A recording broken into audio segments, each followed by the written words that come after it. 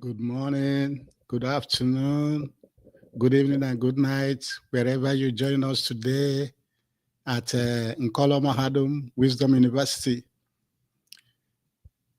reaching you live today. We are live on YouTube, we are live on Facebook, we are live on Twitter, and we are live on TikTok. Please join us in today's brief lecture. Today's lecture is the second lecture we are having today.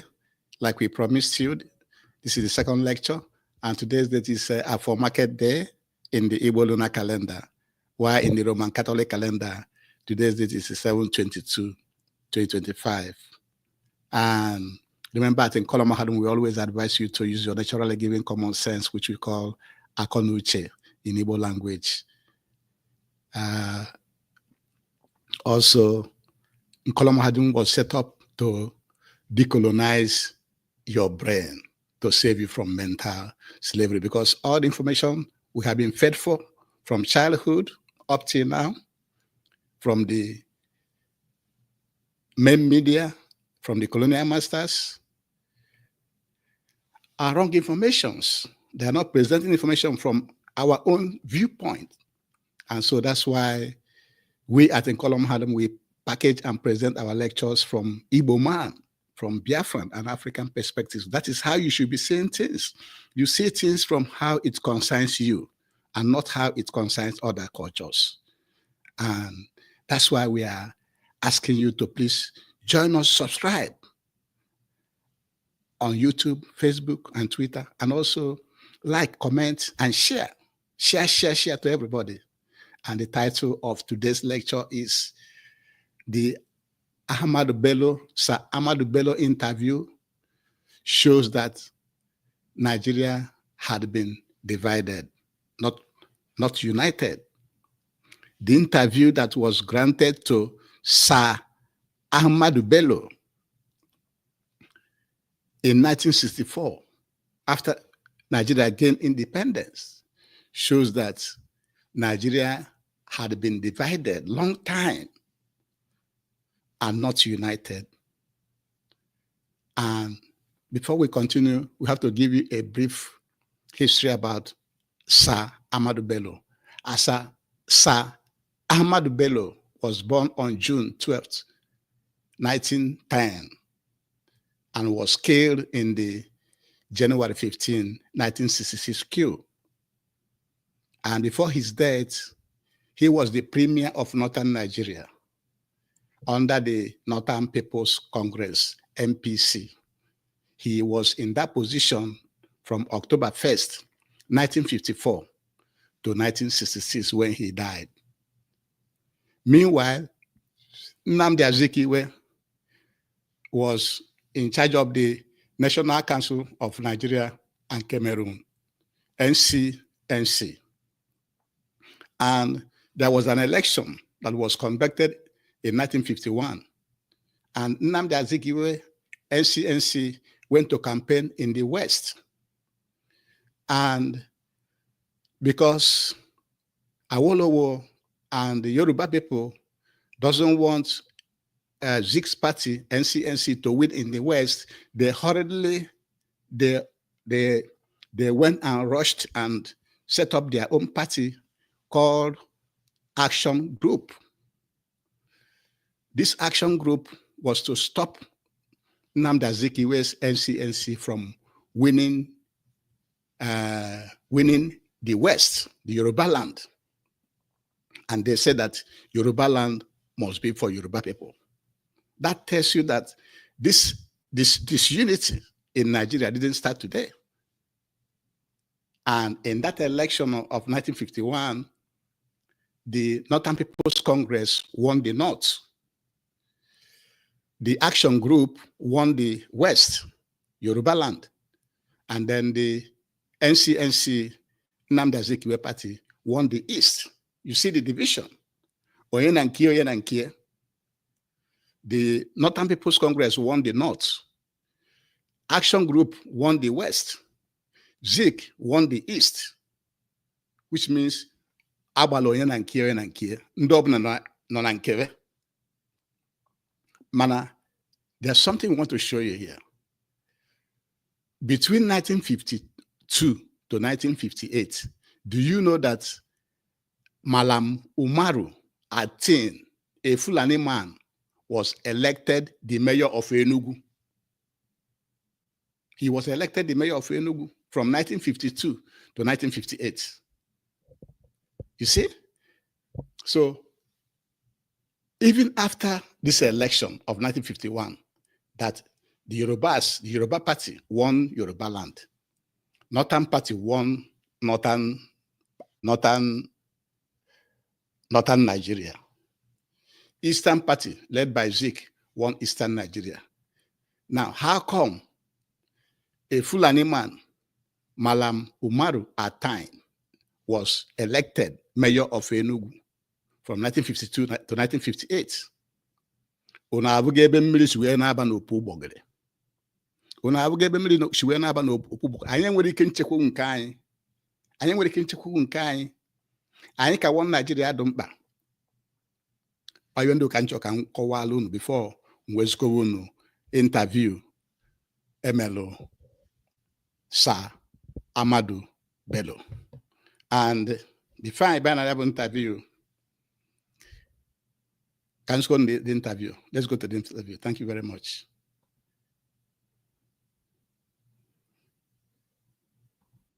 One thing I've noticed, Premier, while I've been here, is that Northerners seem to have, I might almost call it obsession about the Igbos.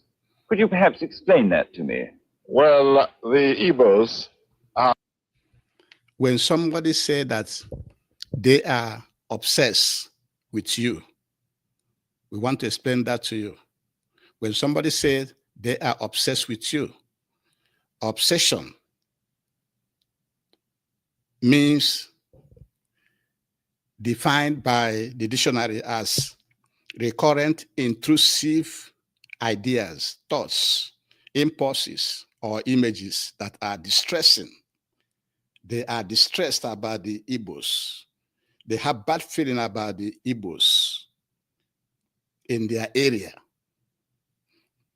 Other meanings for obsession could also mean compulsion, delusion, enthusiasm, fascination, infatuation, mania, passion, phobia, preoccupation. You are preoccupied. You are afraid of the Igbos. That's what obsession means. You're obsessed. You are not comfortable about the Igbos. That is the question the man was asking him, that he seemed that he's not comfortable with the Igbos. So let's go back to that question so that I can get it well.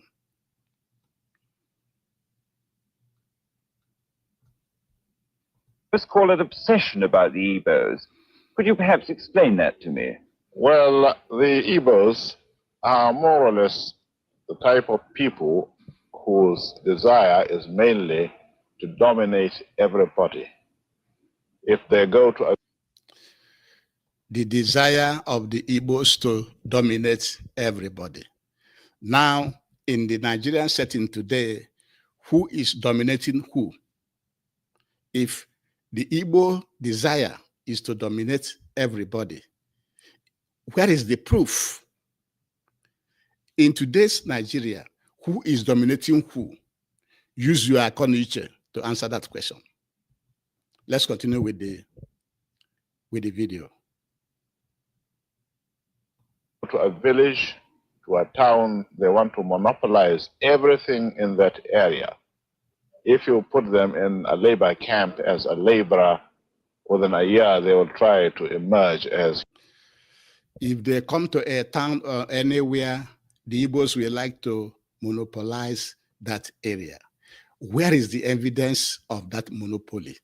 And who is monopolizing Nigeria now? Use your economy to know who is monopolizing Nigeria now, who is occupying all the juicy positions in the federal government, who is in charge of the oil production and exports in Nigeria? Who is in charge of the National Assembly? Who is in charge of all the federal parastatals in Nigeria? Who is monopolizing the Nigerian state? If you are following what is going on, you have the answer. Let's continue to watch the man. As headman of that camp, and so on. Well, in the past, our people were not alive to their... If you place an Igbo in a camp, he will like to be the headman of that camp. What is wrong with that? That means this is Igbo, the way Igbos work hard. Even the Europeans, when they came, observed how hard the Igbos were working. That was why an Igbo slave was the most expensive slave, because we've been working hard. We're not working hard because we are in Nigeria. And so, because the Igbo man is working hard and want to be the head in the camp, what is wrong with that? This interview is just to kill, diminish the Igbo man ability to work hard and morale, to kill the morale of hard work. That's what it means. It means do not work hard in Nigeria. That working hard in Nigeria is a sin. That is the implication. That is why we want to bring it to you, to interpret it to you from an Igbo man, from Biafran, an African viewpoint. Hence, this lecture. Let's continue to watch him. Their responsibilities. Because you can see from our northernization policy that in 1952, when I came here, there weren't 10 northerners in our civil service here. They have a northernization policy. Northernization policy means in those days in the north that all positions have to be occupied by northerners or foreigners. Northernization, everything northernization.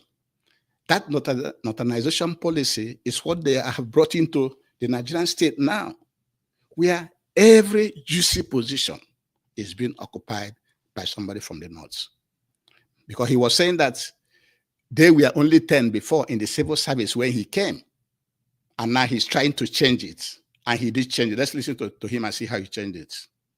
And I tried to have it northernized, and now all important posts are being held by northerners. Is this policy of...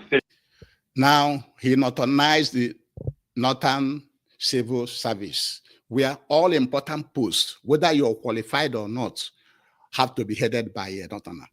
And it is the same thing that they did in Nigerian states, that all positions now are occupied by northerners, whether they are qualified or not. And that is why you see all this Nigerian being at standstill, because they don't care about qualification. They don't care about meritocracy. All they care is about putting somebody from the north in that position. And that's what they have been doing up till now. Let's continue to listen to him. Filling all key posts in the north solely with northerners and not with other Nigerians, a temporary or a permanent one? In actual fact, what it is a northerner first. He was asked if doing this is temporary or permanent. And his answer is that it is permanent, that it should be northerner first before any other person. Northerner first. Now, who is monopolizing? Who is dominating others in Nigeria? You have the answer. Let's continue to watch what he said. If you can't get a northerner, then we take an expatriate like yourself on contract. If we can't, then we can employ another Nigerian, but on contract too. If they don't have a northerner to occupy that position, they will rather employ a foreigner, somebody from America, or somebody from the UK, or somebody from Arab first, before, if they don't see anybody from America or UK or Arabia or Saudi Arabia or Pakistan, or if they don't see somebody like that, before they will consider a Nigeria on contract, not as a Nigerian. They will give you the job to you, sign a contract for you that you will stay 2 years or 3 years, and that's it. That is the policy of northernization that this Sardauna was implementing in northern Nigeria. And that same policy is what they have brought into Nigeria now, that they are in all the government institutions and parastatals. Let's continue to listen to him. This is going to be permanent, I should say, for as far as I can foresee, because it will be rather dangerous. This will be permanent as far as he can see. That is how they want to keep it. A northerner first in northern Nigeria. If they don't see a northerner, they will hire an expatriate. An expatriate is somebody that is not from Nigeria. Then if they don't see anybody that is not from Nigeria, if they don't see somebody from outside, if they don't get somebody from outside Nigeria, then they will consider a Nigerian by contract. You understand the country that we are in? Now, are you understanding it? That is the country we are in. And the country has been divided since the Britain amalgamated the southern and northern protectorates. We have not been the same people. We are different people. That's what this man is alluding to. This Sardauna. Let's continue to listen to him. To see the number of boys who are now turning from all our learning institutions, coming out with having no work to do. I'm sure whichever government of the day. He doesn't want to see their people returning from higher institutions and not having a job to do. He wants to give them the job from the north, whether they are qualified or not, just to make sure that northerners first in northern Nigeria. Isn't that tribalism? Isn't that discrimination? Isn't that disunity? That you will not implement meritocracy, but tribalism. This is the genesis of tribalism, open tribalism, public tribalism. This is it. Let's continue to watch. They might be, it will feel rather embarrassed, and it might even lead to bloodshed. Doesn't this damage the idea, sir? It may even lead to bloodshed. And they will not change it, even if there is war. They are ready to go to war to maintain what this Sardauna, Ahmadu Bello Sardauna, is saying. That if they don't mind if there's bloodshed, to make sure that they maintain it that way. That is the things you have to know. These are the things any Biafran leader, any Igbo leader have to know. If they don't have it, please send it to them to hear Sardauna, to hear Ahmadu Bello, what he's saying, that they can even waste blood to make sure that northerners first. Let's continue to listen to him. Of all people in all regions in Nigeria being fellow citizens of one country. Well, it might, but you are, I mean, new to our region, but how many northerners are employed in the east or in the west? Okay, he was asking him, is this policy good? Considering, is this policy good for every other person in Nigeria? Because they say that we are all one Nigeria. Then Sir Ahmadu Bello was asking the journalist, how many northerners are employed in the east and in the west? How many of them are qualified? Because the easterners and the westerners were the most educated to occupy the colonial institutions, which requires Western education. That is why, because when the Britain came, they don't want Western influence. They don't want Western education. So there are not many people from the north that were educated at that time. And so there couldn't be any much Northerner working in the East or the West because they don't have the qualification to do so. So let's continue to watch him. The answer is no.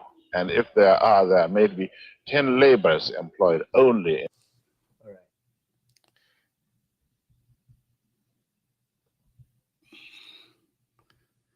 That's all we will take up for this interview from the Sadwana. All of you have had the interview from Sir Ahmadu Bello, the interview that he granted in 1964, soon after Nigeria independence. And we have told you at the beginning that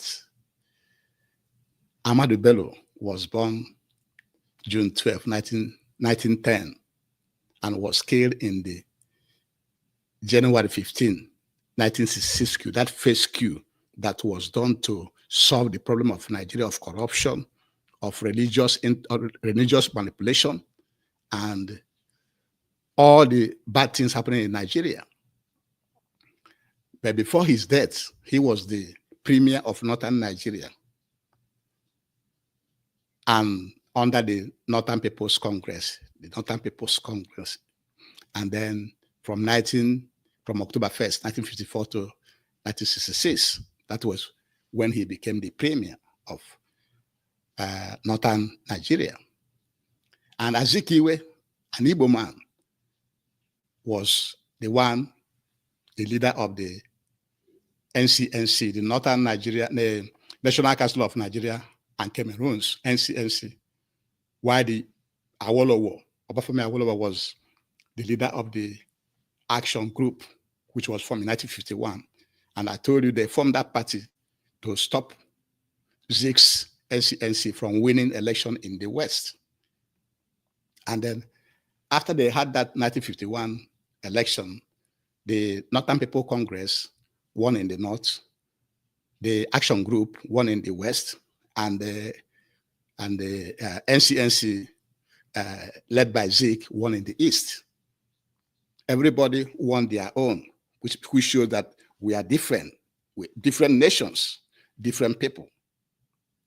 But we also explained to you that between 1952 to 1958, it was a Fulani man, Malam Umaru Atin, that was elected mayor of Enugu from 1952 to 1958. He sat for almost 7 years there. Now, this Ahmadu Bello didn't see that it was a Fulani man that was elected mayor of Enugu. How many Igbo people was elected mayor of any place in the North or in the West? Na ndị Igbo bịa wụsa arụ, ndị Igbo ndị na-eme one Nigeria. And question also, the other question we have is, this interview that this man granted now, didn't Zeke listen to it? Zeke listened to this interview. How did he feel? Did he say something about this interview? Or he just said it doesn't matter? So these are the things, these are the problems we have in Nigeria, that our Nigeria have never been one. Nigeria is not united. Nigeria have been divided right from when the British amalgamated the Southern and the Northern Nigeria together. They have never been one country. They have never been one entity. Everybody's supposed to be on their own. That is why referendum is very important to decide, for people to decide whether they want to continue to belong in this union or not. With this, we shall be bringing today's analysis to an end. But before we do, we have to advise you to please work hard to dismantle all the colonial boundaries in Africa, because those colonial boundaries are the sources of poverty, crime, wars, migration, and all the problems we are having in Africa. And with this, we shall bring into this lecture to end. Please, thank you for joining us. Don't fail to subscribe and like and comment and share this lecture to your friends and well-wishers. Thank you very much and have a good day.